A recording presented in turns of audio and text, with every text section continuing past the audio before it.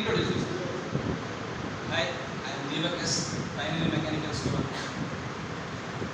Yes, we are having Deepak yes as a technical champion for this session. இப்போ deformed bodyனா என்னன்னு சொல்ல போறீங்க? நீங்க மனசுல தோணுது சொல்லுங்க. நம்ம ஒரு ஃபோர்ஸ் கொடுத்து இம்பேக்ட் ஆச்சுன்னா அது வந்து டிஃபார்ம். அவ்வளவுதான். இப்போ ஃபோர்ஸ் கொடுக்குறோம் ஒரு பாடி மேல, ஷேப் சேஞ்ச் ஆகும்.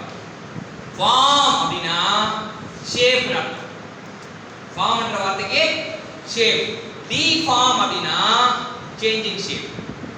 ஒரு ஃபோர்ஸ் கொடுக்குறோம், ஷேப் சேஞ்ச் ஆச்சுன்னா அந்த பாடி என்ன சொல்றோம்? டிஃபார்ம். அவ்வளவு சொல்லுங்க.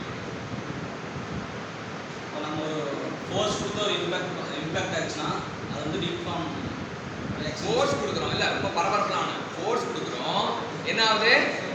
ஷேப் சேஞ்ச் ஆகுது. சேஞ்ச் ஆகுது. சேஞ்ச் ஆனா அந்த பாடியை வந்து டிஃபார்ம். ஆமா கோரஸா சொல்லுங்க. கிளாஸ் தட்டுங்க. அடுத்தது யாருன்னா ஃபரஸ்.